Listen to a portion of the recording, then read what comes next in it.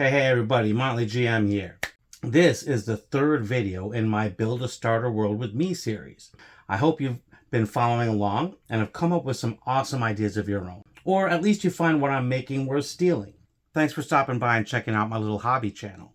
In the last two videos, we got a game and a basic world put together and added more detail to the region and to Deerhorn and that surrounding area right around the village there. Today I will put some finishing touches on the village and the people there and use some of the things we have already decided to help give adventure ideas later on. At this time, I would also remind some of you that if you haven't already, get familiar with the game you chose. Get familiar with the core rules, the combat rules, and when death occurs. Have at least a pretty good grasp on those rules. One good trick is to build a character in the system that you chose. That way you can see how the dice rolls interact with the PC, which helps you to also learn the game. Looking online for live plays can help here too.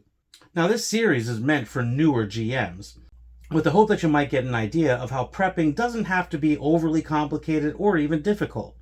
For this series, I'm using some online tools, some roll tables, and my own imagination to come up with a starting OSR-style fantasy world. Some ideas I have here may seem generic, and that's on purpose. They will gain flavor, though, as players interact with the world, and that's the type of world building I'm really promoting here. Allowing the players and the decisions they make to help mold the world as you go on. I've said it before, and I'll keep saying it to drive it home. It's really the best way I have personally found to actually build a world, because then your world actually feels more alive. Now, before I go any further, I will remind you that, like I always do, that I have not been paid for anything, nor have I received any compensation. Any of the things you see on the table are things that I've purchased myself, and any game or tool, online or printed, that I may mention are things that I just like to use. Speaking of on the table, to tell you what I have in front of me here, as you may have been very familiar with Knave 2nd Edition, this is the biggest game that my world is based on. I use Knave and Forge kind of together, but Knave was the basis of this world. White Box, another OSR style game, which should fit well with the world that I'm building, because many OSR style games are interchangeable and can use adventures and ideas from each other seamlessly.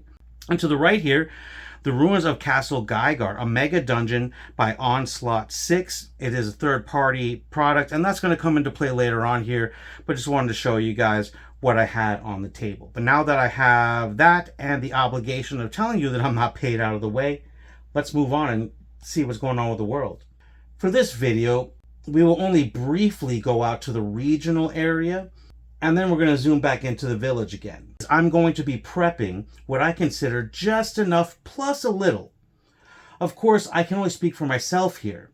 In fact, a real common question is, how much should I prepare? The boring and uninteresting answer, but the truest answer to that is going to be slightly different for everyone. But allow me to take a minute, my new GMs out there, to warn against over-preparation. Right now, where the amount of prep needed for one to feel ready or comfortable will vary to a degree. With this series, I'm trying to prepare what I consider a good starting point with some little safety nets in the form of pre-made NPCs and creatures.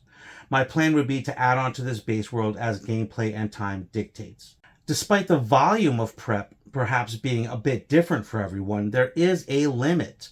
Prepping too much tends to have diminishing returns after a certain point. There's only so much the party can interact with, and what they do interact with can change everything significantly, depending on your players, of course. We're only trying to create a space to play and to allow the players to tell stories in based on the situations that you create. Now keep in mind, as GMs, we do not, despite a popular belief out there, need to know every single blade of grass or molecule that exists in the world you create. That's nonsense. All you really need is a world for the players to be in, a place where they can be safe, and situations around that place that can create conflict. And that's really all. I recommend that you save more detailed preparation for specific adventures. In the end, the amount of prep you do is your choice. Just know that there is a point that over-prepping is just a lot more work with no real reward to it. If that's what you want, though, go for it. Alright guys, now that we have that question addressed at least, let's move on to the actual preparation part. For this, I will bring up a view of the region. Now, because I used the generator I did, there's actually some things already labeled here. If you haven't already labeled something, this might be a good time to label a couple places that you find interesting. Now, what I did is I labeled the Eastern Mountains here, and thanks to the fantasy name generator, once again, and I teamed up with them a lot for this. Love that site. I ended up naming the mountains the Unresting Heights. If you remember from the last video, these mountains, along with 2 other areas, I marked as places of interest. So now I'm going to take some time to answer the question, what is it that makes these areas so interesting? Now I'm bringing up some of my notes here so you can see that I noted what I came up with each of these places. First, looking at the copper swamp to the north, I used a fantasy name generator site once more to come up with a name of a sacred type of place. And then I built a very, very small amount of lore around it right now. As you can see here, it was a once sacred place called Scars Vista that was corrupted ages ago, remains mostly avoided, and the name Copper Swamp comes from the color of the strange water that covers the ground there. And that's it. I really just used the name and the copper idea, put them together, and came up with some ancient thing. We can add more detail to that if there's an adventure that goes there, or perhaps finding out those details is what the adventure is. So we'll leave it there for now. That's how I came up with what I found interesting for the Copper Swamp. But second, I went to look at the little island in the lake, and I just basically used a generic trope used in a lot of writing and movies and video games. In this case, the Smuggler's Island. Basically just a small island where smugglers might stop off and trade things, what have you. I did leave this one the most open, but suggested a little bit here by suggesting there might be something on or even beneath that island. Whether that's true or not, only time and whatever adventure brings us there will tell.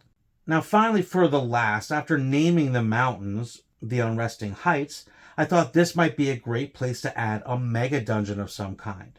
And if you're like me, you like to support third-party people, like we have right here, and you might have a module or two that can be used on a place in your map. In this case, I'm going to take the ruins of Castle Gygar and insert it within the Unresting Heights.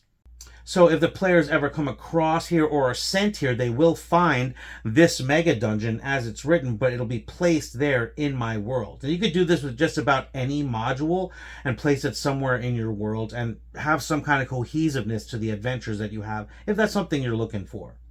I like to use modules this way a lot to fill out the world and to give adventures that are different than what I just come up with on my own, to always keep things a little bit spicy and never fall into any patterns, if I can help it. Now, I think that those ideas are really good starting points and gives us a direction to go if we want adventurers to go here or for things to happen if they just choose to explore that area. As always, we're going to add more detail as time goes on and if the place becomes more important. And you can do that either through gameplay or while gameplay is going. You can also, in between sessions, add in any detail you want. So keep in mind, prepping is an ongoing process. It's nothing you're never finished with per se. I'm bringing you to a point that I think is a good place to start. And that's the whole point of this video series, is to let you know this is the starting point and more will be added as time goes on. Part of the game is creating, and I think that's fun. And if you can find ways to make it simple and quicker for you, I feel you can find that the fun comes a lot easier that way. Now, if you do decide to use these locations as adventure spots later on, consider asking a few questions, such as, how would going there knowingly benefit the village and or the players? What harmful thing or things can be found there? What risk would those things be to the players exactly? What secret or hidden reward might be found there? Now, you might find multiple answers to each of these questions, and you might find other questions you want to ask, but I think these are good ones to start with to help guide creativity, dictated by how other questions have already been answered in the world. As always, use tools as I do to aid in this process when you want to or need to. Now that we have some good ideas for the surrounding area and how we might use them, let's zoom back into the village and put in some finishing touches. I wanted to answer the question, what are some important places in Deerhorn? Looking at the map, there's a large building that seems important. I decided that this building would be the local sanctuary that doubles as the town hall or village meeting place. I also thought that any OSR game needs a tavern and maybe even an inn. Teaming up with Fantasy Name Generator again, I came up with the Horn of Plenty. I thought that was a pretty good play on the town name of Deerhorn. I also pulled 2 of those pre-made NPCs that I had from a previous video and put them together and called them the owners. I then chose the second largest building in town and chose that as the spot. I further thought that a place to find basic services, basically where the craftsmen of the village would be doing their work, might be a good idea, and to give the small town guard a place that they can call their own. And you can see where I labeled them on the map here. And all I did was use paint software to add text to label. I didn't do anything fancy or special here. Nothing that I'm doing is taking a great deal of technical skill. If I can do it, you guaranteed can do it. And that's all I'm doing. I'm just labeling these places that are important. Now, you could also get yourself some maps for the interiors, but I usually save getting interiors for when it's important for them to be inside. Otherwise, they could stand right outside the building and get the same effect if you don't want to or don't need to get those. But generic floor plans for people to be indoors also work as well. So keep everything as simple as you can. If you want to be more picky and be more detailed, go for it. That just takes more time to find or create yourself. Now, as far as the people of the town, I want to take some time to point out that the named leaders of both Deerhorn, which I'll show you here. I forgot to show you that in the last video, but I do have named NPCs for the 3 leaders of Deerhorn, and also for the Order of the Abundant Moon. They needed to be edited a little bit to more reflect what I consider their stature would be. So all I really did was tweak a few of their stats and change their weapon choice a little bit. And that's really all I did. Using the donjon generator, it usually gives pretty good physical descriptions, or at least basic ones you can start with, and the stats are right there for you to tweak. I try not to overdo it, basically pump up the stats that I think they need. In this case, most of these guys, I raised their charisma a little bit, reduced a couple of intelligences, and bumped up a couple of wisdoms. That's about all I did. On top of that, since I was on the donjon generator anyway, I also generated a second list of NPCs to have just for extra randoms from or that might be cult members of the Order of the Abundant Moon, might be out of town NPCs, what have you, just to have extras. Now, I'm doing this mostly because I can just click a button, generate it, copy and paste. That's why I do it. It's super easy that way. You don't have to do this at all, but it only takes me a minute to copy and paste the NPCs, and to do these 5 NPCs and just tweak them a little bit just took a few minutes. So I didn't think that was a big deal.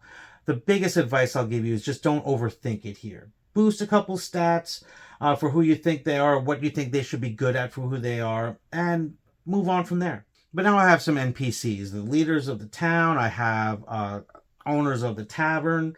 I have some generic NPCs I can pull for some of the other positions in town if I want. I have leaders of the outside faction, and I have some generic NPCs for that as well. I also have a unique wandering beast and 3 places of interest that are relatively close by that can be explored. Now that I have all this stuff in place, I took some time to make some quick tokens for the NPCs that I chose as important, a couple generic NPC tokens, and some monster tokens. Now I already had one for the Forest Wraith that I showed you last time, and here are some of the other ones. Now for this I used Token Stamp again, and I recommended them in session 0. And I also use some public domain and free to use stick figure like clip art and images to have something to show you guys. Now, of course, for your game, your table, feel free to use any image you want, be creative, steal stuff, do whatever it is you want to do, as long as it's not for commercial use, of course. And all I'm going to do is use stats out of the bestiary for them. For example, this guy here, I'll probably just call the bugbear and just use the bugbear stats. If you're going to want to use these tokens at a physical table, you can always print them, cut them out, and consider using binder clips or something like that for bases. But in my opinion, where we're at right now, this is a great starting point for our world. We have a good base world with lots of breathing room for the players to help shape and mold the world. As I stated in the last video, consider using an adventure from your favorite third-party source here if you want for your first adventure.